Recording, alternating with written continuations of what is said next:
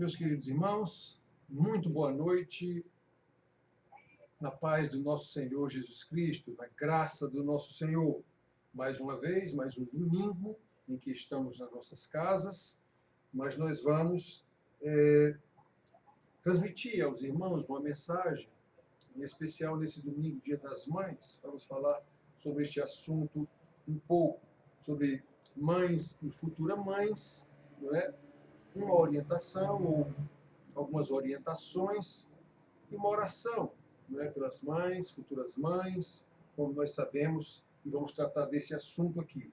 Então, nós vamos ler um trecho, algumas partes do texto que é o texto mais apreciado pelos pregadores neste Dia das Mães, que está em Provérbios, capítulo 31. O texto que fala do louvor da mulher virtuosa. Então, nós vamos ler alguns versículos apenas, o 10 ao 12, depois do 26 ao 29. E diz assim: Mulher virtuosa, quem a achará? O seu valor muito excede o de finas joias. O coração do seu marido confia nela, e não haverá falta de ganho. Ela lhe faz bem e não mal, todos os dias da sua vida. Depois do 26 ao 29, diz assim novamente: Fala com sabedoria, e a instrução da bondade está na sua língua. Atende ao bom andamento da sua casa e não come o pão da preguiça. Levantam-se seus filhos e lhe chamam ditosa. Seu marido a louva, dizendo: Muitas mulheres procedem virtuosamente, mas tu a todas sobrepujas. Que coisa linda, irmãos. Que coisa linda, não é? Um texto que fala de uma mulher virtuosa. Obviamente, a pergunta retórica logo no início, não é? Mulher virtuosa, quem a achará? Então, essa pergunta retórica, a resposta é ninguém. Aqui tem um modelo para uma mulher virtuosa, como uma mulher virtuosa deve se comportar, não é? Com a Bíblia toda. A Bíblia fala do ideal, que é nós sermos santos como o Pai é santo, e sabemos que o real é bem diferente. Nós lutamos dentro dessa realidade corrompida para ir nos transformando no ideal, que é o que o Senhor diz na sua palavra. Muito bem, irmãos, então olha só. Como nós sabemos, hoje festejamos o Dia das Mães, uma data mercantilizada como todas as outras. Irmãos, eu não sou muito dado a me emocionar com essas coisas, não. Esse negócio de data de Natal, Ano Novo, eu não me emociono muito. Essas coisas não alteram muito o meu comportamento emocional, não. Dia das Mães, não alteram, não. Então, olha só. Mas isso mexe com as nossas emoções. Mesmo sabendo que é uma data mercantilizada, ela foi criada pelo comércio e para o comércio, né? Todas essas datas festivas, de alguma forma, na grande maioria. Todas é um modo de dizer, mas na grande maioria. Então, elas foram criadas, nós sabemos que foram criadas para que o mercado venda, o comércio venda, mas isso mexe com as nossas emoções mesmo assim, né?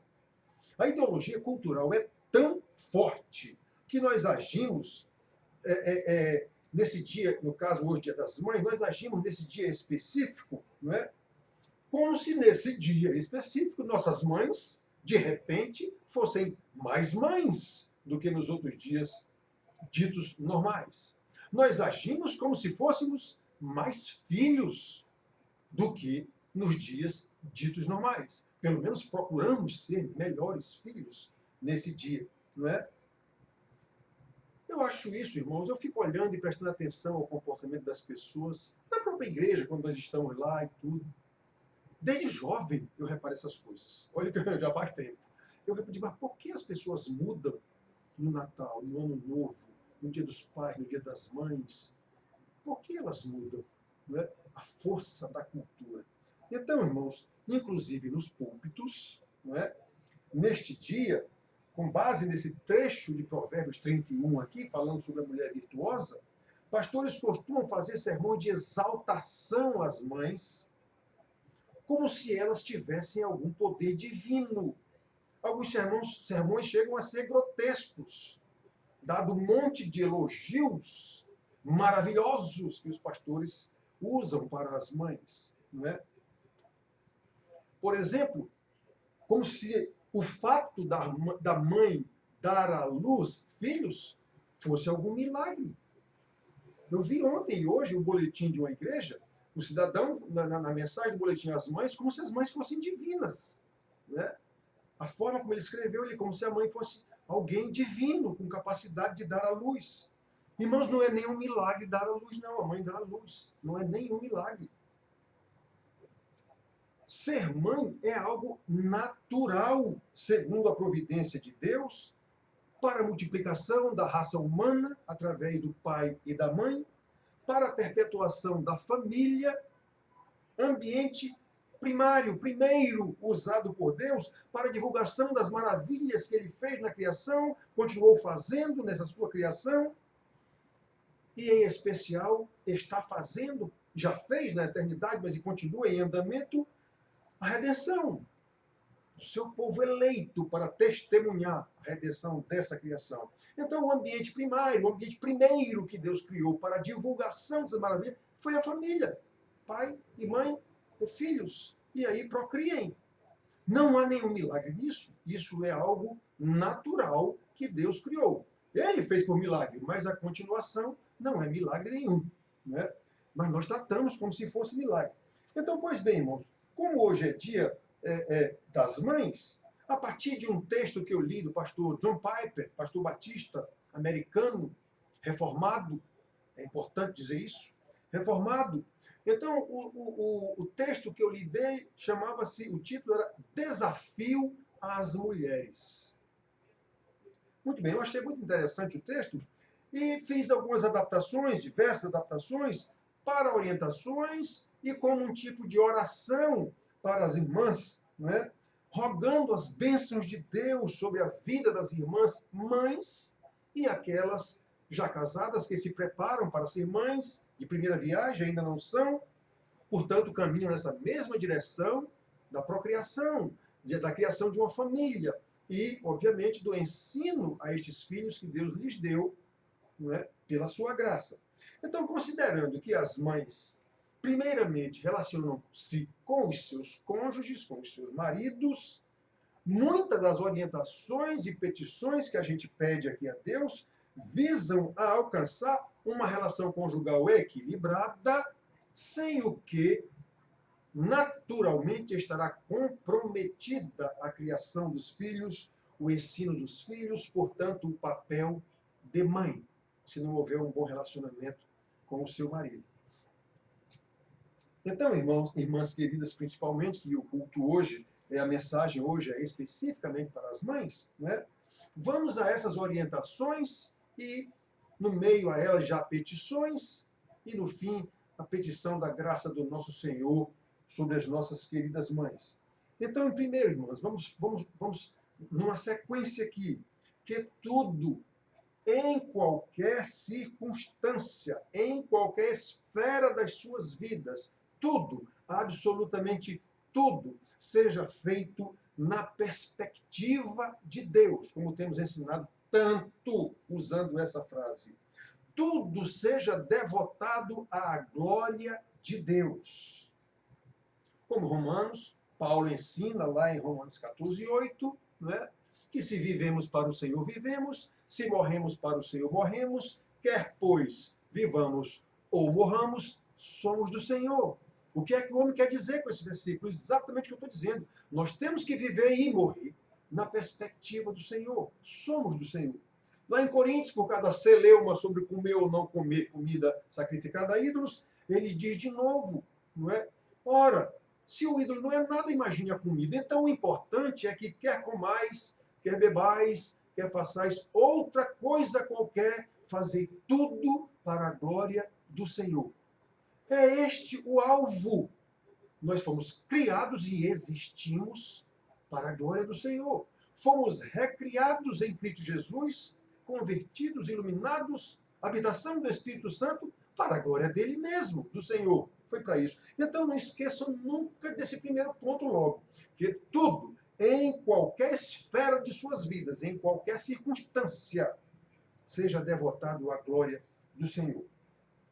Que a graça de Cristo seja recebida por vocês e em vocês plenamente, de sorte que a paz, a alegria e a força do Senhor encham as suas almas. E que esta plenitude de Deus em suas vidas se manifeste, obviamente, em atos de amor, para que as pessoas possam ver as suas boas obras, aquelas boas obras que Deus preparou de antemão em Cristo Jesus, para que andemos nela e assim glorifiquem ao Senhor por causa de vocês. Glorifiquem o nosso Deus. Que vocês sejam apegadas à palavra. Eu tenho ensinado tanto, batido tanto nisso. Sem a palavra não há conversão, não há salvação, não há santificação, nem haverá glorificação. É pela palavra que vocês, apegadas a estas palavras, a amem, estudem e pratiquem as doutrinas bíblicas.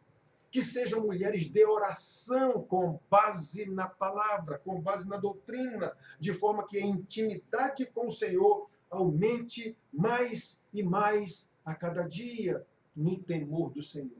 Ele diz isso no Salmo 25, 14. Né? A intimidade do Senhor são para os que o temem, aos quais ele dará a conhecer a sua aliança. Olha que coisa maravilhosa. Deus nos vai dando a conhecer a sua aliança na medida em que aumentamos a intimidade com ele, e isso é fruto do temor. E temor é sinônimo de obediência ao Senhor. E obediência ao Senhor, para obedecer, eu tenho que saber o que ele quer. A sua vontade, a sua palavra. Então sejam apegadas à palavra, minhas filhas. Sejam apegadas à palavra. Que a meditação na palavra possa ser a sua fonte de esperança. A fonte que aumenta a sua fé pelo crescimento no conhecimento de Deus, de sorte que a sua fé e santidade exerçam influência espiritual na sua casa, na vizinhança, no bairro, na comunidade onde vocês se comunicam com as pessoas, e na igreja, obviamente, na comunhão dos irmãos. Né? Que em todos os seus relacionamentos com os seus maridos, vocês busquem a direção do Espírito Santo ao aplicar a visão bíblica sobre o papel do homem como marido, o papel de vocês como esposa, como mulher, segundo as Escrituras. Isso evitará confusões, discussões, brigas.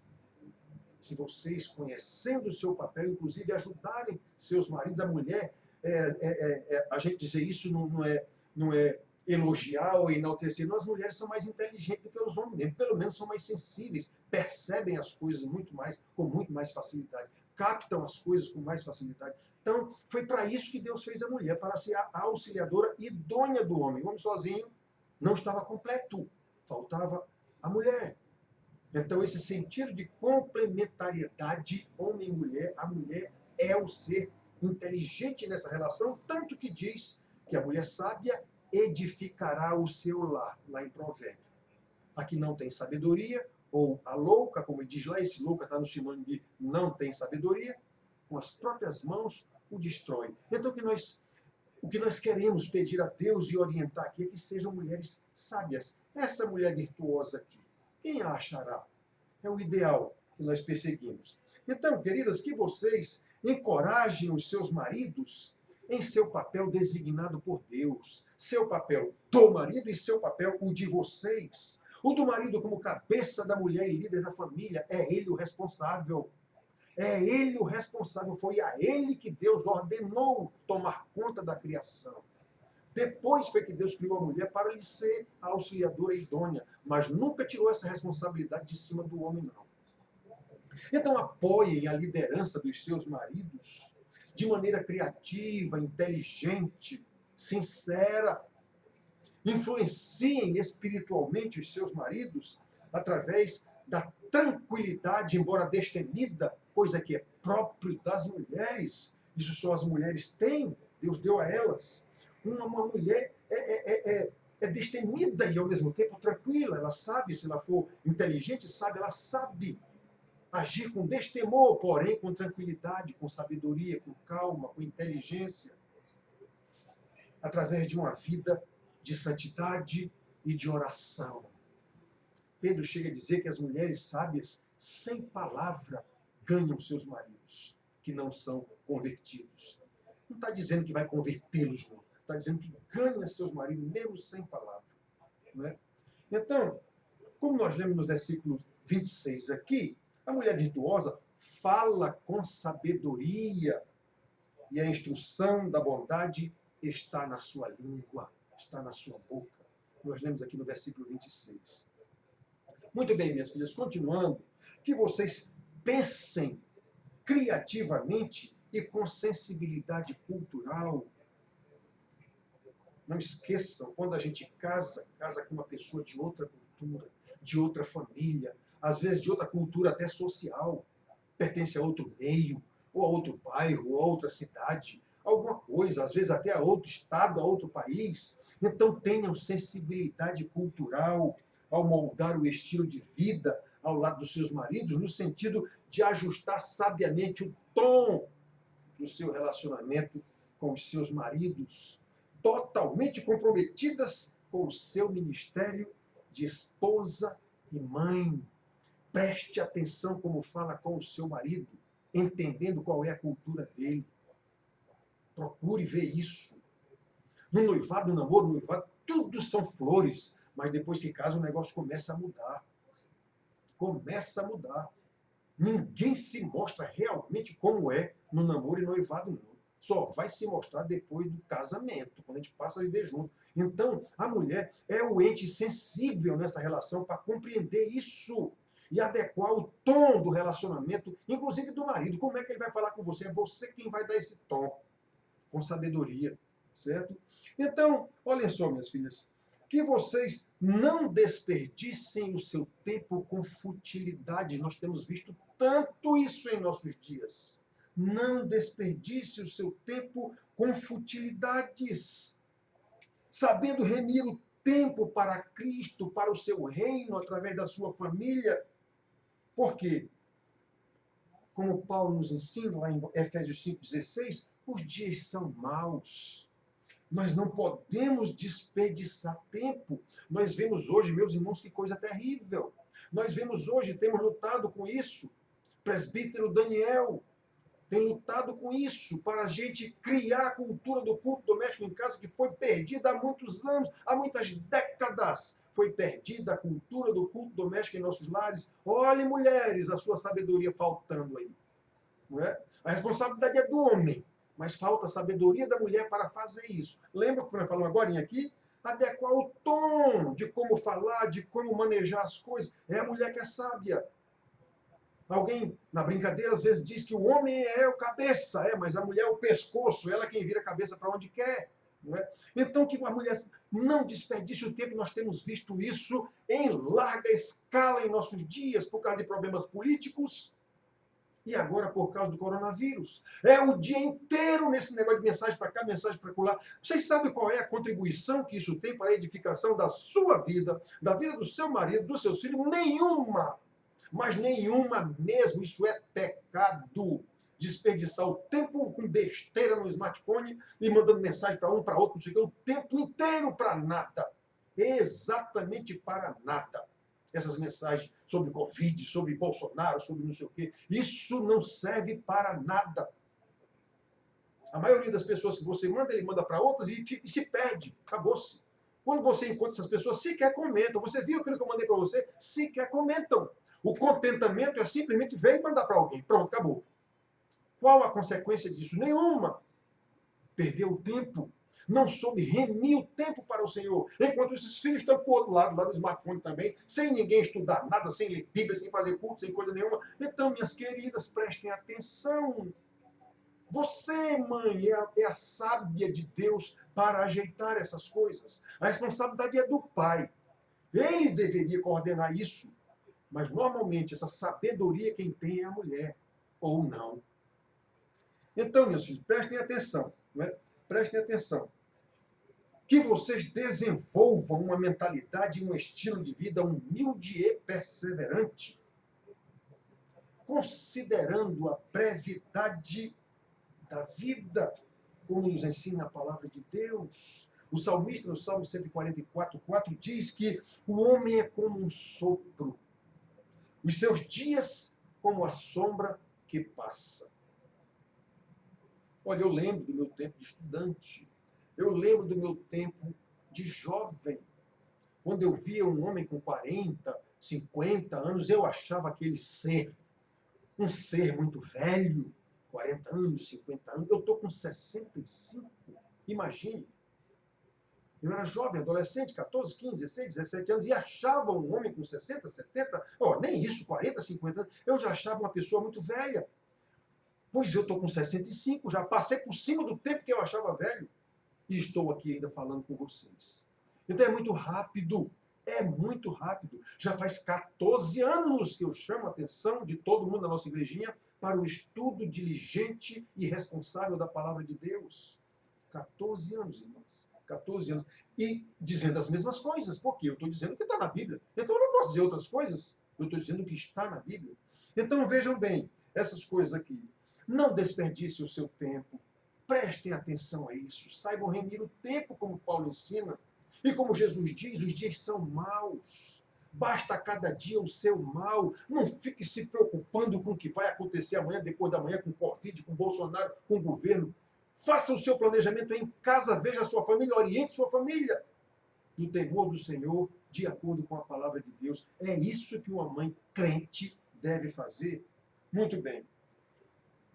Que vocês não se deixem levar pela ilusão mundana que se assoberbou de forma incrível a partir do feminismo, a ilusão mundana de que um emprego secular é uma ocupação maior ou um melhor uso de sua vida do que as oportunidades incontáveis no serviço e no testemunho do lar, na vizinhança, na igreja e na comunidade. A maldade do pecado, a corrupção do pecado, a inclusão e a multiplicação do feminismo e também do machismo do homem ao denominar a mulher de casa como motorista de fogão, chofé de fogão, coisa desse tipo, como se isso fosse coisa de só menos importância a mulher cuidar da sua casa. Sabe quem inventou isso? Obviamente não foi crente. Não foi crente que inventou esse nome para a mulher. É do lar. Ela é o quê? Nada. Não foi crente que inventou isso. Um crente, ao dizer que a mulher é do lar, ele está dizendo que esta mulher está fazendo o que Deus ordenou que ela fizesse. O que Deus determinou que ela fizesse. Portanto, um emprego em algum lugar secular, Banco do Brasil, que o valha, juíza, não sei o quê, isso não é mais importante do que o serviço de uma mãe dentro da casa, orientando seus filhos, auxiliando seu marido na educação dos filhos, dando bom testemunho para a vizinhança, para o bairro onde ela for, com os seus filhos, na escola dos filhos. Não é, minhas irmãs. Uma mulher, porque é juíza, desembargadora, presidente, como diz a Dilma, isso não é mais importante do que ser uma mãe, uma dona de casa, não é? Cuidando da sua casa, dos seus filhos. Que vocês nunca esqueçam que o amor à importância social, o amor ao dinheiro, apego às coisas do mundo, isso é suicídio espiritual. Como nos ensina o apóstolo João. Está na lição que o presbítero Daniel está dando para vocês, para nós, aliás, nesses dias agora. Está lá em João. Né? Está lá em João. Ele diz assim: não ameis o mundo. Eu lembro que eu escuto todo dia a orientação do presbítero Daniel para o culto doméstico, eu vejo, ele deu esses versículos. Não, e eu repito para vocês, de vez em quando no discipulado na igreja, não ameis o mundo nem as coisas que há no mundo. Se alguém amar o mundo, o amor do Pai não está nele. Minhas filhas, vocês estão escutando o que é que a Bíblia diz? Vocês já leram e prestaram atenção nisso aqui? Por que eu vou querer um emprego no mundo para ser importante no mundo e abandonando minha casa, meus filhos, meu marido? Porque tudo que há no mundo é concupiscência da carne, a concupiscência dos olhos e a soberba da vida não procede do Pai, mas procede do mundo. Porque o mundo passa, bem como a sua concupiscência. Aquele, porém, que faz a vontade de Deus, permanece eternamente. A vontade de Deus para você, minha querida, é que seja uma mulher virtuosa, uma mulher sábia, no contexto do que está dito aqui nos versículos que nós lemos. É isso que Deus determinou, é isso que Ele requer, é isso que Ele vai cobrar. Então, nunca se esqueçam disso. Olha, eu já contei para vocês em outras ocasiões e vou dizer de novo. Eu vi, certa feita, uma matéria sobre as 5 ou 7, eu não lembro quantas eram, 5 ou 7 mulheres mais importantes do mundo. Era na época da Margaret Thatcher, Dama de Ferro, primeira-ministra da Inglaterra. Não é? Então, era ela. No Brasil, tinha uma presidente da CSN, que era a maior siderúrgica do mundo na época. Era Indira Gandhi, filho do Gandhi, que era também primeira-ministra da Índia, sei lá o quê. Era esse tipo de gente. Gente muito importante. Eram 5 ou 7. Então, elas estavam sendo, ou foram entrevistadas pela mesma pessoa, sobre esse fato de serem as mulheres mais importantes do mundo. Então, em algum momento lá, já no fim da conversa, era uma repórter, era uma mulher que estava fazendo a matéria, ela perguntou se elas se sentiam realizadas naquilo que eram ou se faltava alguma coisa. Pasmem, todas elas disseram que lhe faltava ter cuidado da sua casa e dos seus filhos. A tal importância gigantesca que lhes foi dada fez com que elas abrissem mão da sua casa, do seu marido, dos seus filhos. Então, todas disseram que não eram realizadas por causa disso. Então, minhas filhas, prestem atenção. Prestem atenção. Buscar ascendência social nesse mundo se constitui numa verdadeira loucura, porque é contra o que o Senhor Deus mandou. Considerando os objetivos de viver em Cristo, por Cristo e para Cristo, não há como não considerar isto uma loucura, porque nós temos que viver em Cristo, por Cristo e para Cristo, experimentando a verdadeira alegria no ministério de esposa, auxiliadora do marido, aquele a quem Deus deu a responsabilidade pelo governo do mundo. Quando Deus deu o governo do mundo a Adão, a mulher ainda não existia. E essa responsabilidade não foi tirada dos ombros do marido, do homem. A mulher é corresponsável com ele. Portanto, minhas filhas, prestem atenção. Por outro lado, obviamente, que vocês não mensurem as suas potencialidades pelas funções que, porventura, lhes sejam restringidas pela sociedade, e nós sabemos que isso é uma realidade. Sociedade machista sempre restringiu as potencialidades da mulher como se ela fosse algo menor do que o homem, e não é. Então não considerem, não mensurem, não se subdimensionem por causa da cultura machista, mas sim se valorizem pelas incontáveis funções que lhes são oferecidas como auxiliadoras dos seus maridos. Foi para isso que Deus nos criou. Os homens para serem os líderes, os responsáveis de forma indelegável para quem quer que seja. E a esposa como sua auxiliar, não menos importante do que ele, mas submissa, ou seja, a sua missão está debaixo da missão dele.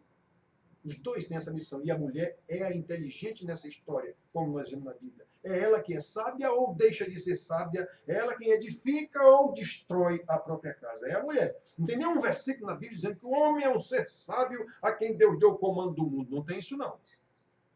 Claro que ele tem essa capacidade, porque Deus lhe deu essa capacidade. Mas é a mulher quem faz, quem enxerga as coisas, quem tem sensibilidade, o tal sexto, sétimo, oitavo, 10º sentido. A mulher é especial realmente. Então, minhas irmãs queridas, que vocês vejam a direção bíblica para que para aquilo que é apropriado e inapropriado na relação conjugal. Como ensina o escritor aos Hebreus, eu sempre lembro esse versículo nas aulas. É pela prática da palavra que temos as nossas faculdades exercitadas para discernir não somente o bem, como também o mal. Discernir é julgar. Discernimento é a capacidade de escolher entre uma coisa e outra. Para eu fazer essa escolha, eu tenho que conhecer. Eu tenho que saber o que é o bem e o que é o mal. Eu tenho que saber como eu devo responder a uma determinada ação, como eu devo reagir. De maneira boa ou má, de maneira apropriada ou inapropriada. Lembra que nós falamos ainda há pouco que a mulher tem que ajustar sabiamente o tom da sua conversa, do seu relacionamento com o marido? Pois é mais ou menos por aí. A mulher, com base na Bíblia, ela vai saber, não é? Pela prática da palavra, ela vai saber exercitar as suas faculdades nobres, não é? Para saber discernir não somente o bem, como também o mal, Hebreus 5,14. Portanto, a direção bíblica, tanto para evitar restrições sociais arbitrárias que o machismo faz, sobre a liberdade da mulher ou sobre a liberdade de cada um, a palavra dá condição de conhecer e entender essas restrições, como dá discernimento sobre a verdadeira liberdade, até onde é que eu posso ir como mulher, até onde Deus me deu ir, até onde Deus me ordenou ir. Qual foi o termo que Deus colocou em mim como esposa, mãe? Qual foi o limite? Então, isso a Bíblia dá esse discernimento, tanto para ver e evitar restrições arbitrárias que lhes são dadas, como para ver a verdadeira liberdade num relacionamento de um ideal complementaridade ordenada por Deus. Marido, mulher, esposa, marido. É na Bíblia que nós vemos isso. Deus criou a mulher, repito, para ser auxiliadora idônea. Idônea quer dizer capaz, capacitada do homem no governo da sua criação. Especialmente no contexto da família. Crescei, multiplicai e enchei a terra. Essa ordem foi dada antes de eles pecarem. Então é no contexto da família que a mulher se realiza segundo a ordem de Deus. Não é sendo ministra, presidenta, como diz a Dilma, desembargadora. Não é isso. É no contexto da família que a mulher conseguirá viver em Cristo, por Cristo, para Cristo. É no contexto da família. Foi assim que Deus fez.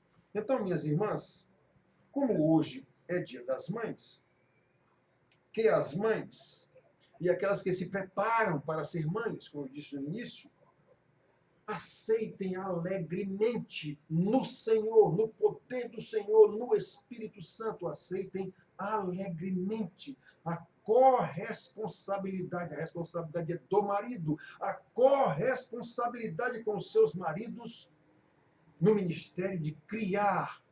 Esse criar não é só dar comida e fazê-los crescer e botar num colégio, não. É criar ensinando filhos para Deus. Na disciplina e na admoestação do Senhor, como Paulo ensina lá em Efésios capítulo 6. Compartilhem com os seus maridos o ensino e a disciplina dos seus filhos. Dediquem aos seus filhos aquele cuidado protetor especial que somente vocês são capacitadas por Deus para ter, para cuidar, para criar. Só vocês. Nós vimos aqui qual é o resultado disso. Nós lemos ainda há pouco. Qual é o resultado disso? O resultado disso, minhas irmãs, é esse aqui, olha. Levantam-se seus filhos e lhe chamam de tosa. Seu marido a louva, dizendo: muitas mulheres procedem virtualmente, mas tu a todas sobrepujas. Mas que coisa linda! Que coisa linda! Uma mulher criada por Deus, salva por Deus, santificada por Deus no poder do Espírito Santo através do discipulado, conjuntamente com seu marido para poder ensinar em seus filhos. Ouvi isso. Os filhos a chamam de tosa. Cada um aqui que está me vendo e ouvindo sabe como é que os seus filhos as consideram. O que é que a gente escuta dos jovens e adolescentes na igreja? Sobre suas mães, sobre seus pais. Olhem como é que a gente chega numa situação do filho chamar a mãe de ditosa. Olhem só, olhem só. Levantam-se os seus filhos e lhe chamam de tosa. Olha o que o marido diz. Seu marido a louva dizendo: muitas mulheres procedem virtuosamente, mas tu a todas sobrepujas. Esse é o ideal, queridas. Qual é o real? É muito difícil, quase impossível, ver um marido elogiando sua esposa. Normalmente ele vai no gabinete falar mal da esposa e vice-versa. Normalmente vão falar mal dos filhos, pedir oração pelos filhos que são desobedientes. E os filhos vão lá falar mal dos pais. Meu Deus! Então, há um ideal, meus filhos. Há um ideal. Está aqui o ideal. Onde é o ideal? É o da Bíblia. Não é o ideal da cultura do mundo em que nós vivemos. E deixamos isso se infiltrar nas nossas famílias. Como são as famílias que compõem a igreja totalmente mundanizada, com famílias mundanas. Então, mas não é esse o ideal de Deus. O ideal de Deus está aqui, na palavra que nós dissemos agora aqui, especialmente as mães, considerando hoje o Dia das Mães. Creiam nisso, irmãs. Creiam nisso, isso é palavra de Deus. Isso é admoestação e exortação de um velho pastor que, pela experiência de vida e de igreja, nasci e me criei na igreja, sabe como é que as coisas acontecem. Vi como, ao longo das décadas, a igreja veio se separando do ensino da palavra. Não é novidade isso aconteceu com Israel também, no Velho Testamento.